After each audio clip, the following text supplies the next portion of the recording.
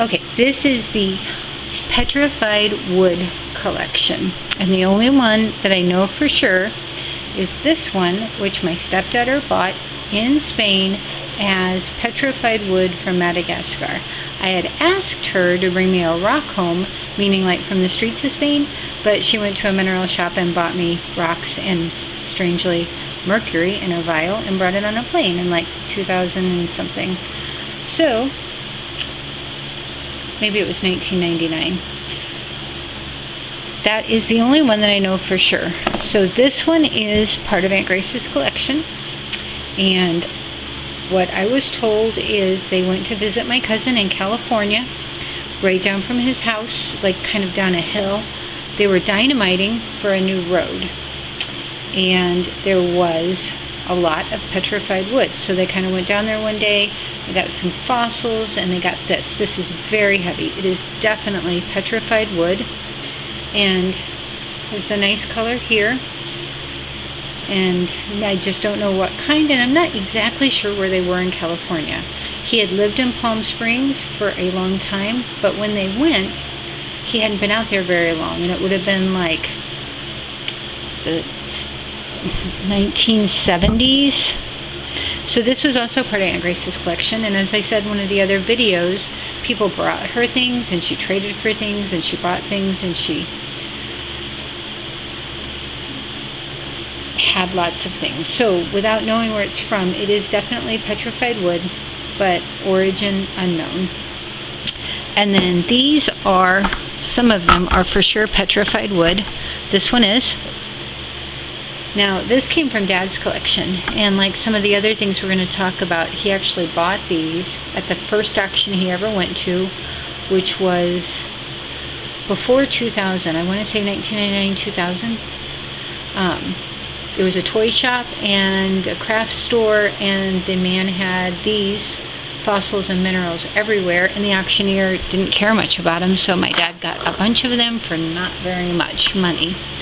But this was one, and I believe it's kind of the same situation for the folks that had this shop as my aunt, in that they kind of probably traded and took things in, and it was, from what I understand, way deep in kind of the middle of nowhere, but near a couple of towns, so people come out on the weekends. I have some of the things that the lady made. I think the husband and wife team, they had a good time, and they made lots of neat kind of wooden things and to sell. This, so some of this petrified wood, some of it slabs that could be. I hold these up. I don't know on this one. Could go either way. It was and this one, and I don't believe this is, but this was in the portion that Dad had with the petrified wood, and I now that I picked this up, I see that it is probably not. And then this, and because we've already taken our picture, we're going to leave this in, but I can definitely see that this is just the cut and polished agate, not petrified wood. So in this one, I'm going to pick up, I don't know, I guess it could be, it does look like a lot of the petrified wood I've seen for sale, in trying to hunt down what kind of wood and where this came from. It does have some of the starriness here across it, so that's kind of neat.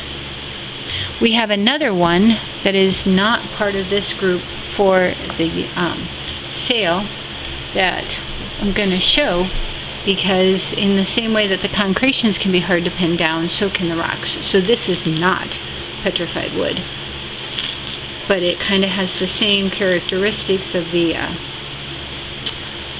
shiny and the weight and the lines, but it is just a very nice rock that has been mineralized to the shine. And clearly when you see across the two, they're not the same, but I like this one the most. I think it would be very nice polished. Oh, and this one, told it's petrified wood. I don't know if it is. It's some kind of like white ash maybe. Looks to me more to be a fossil from the ocean, but it could be. So That is the Petrified Wood collection with this one and this one of known origin, or possible known origin.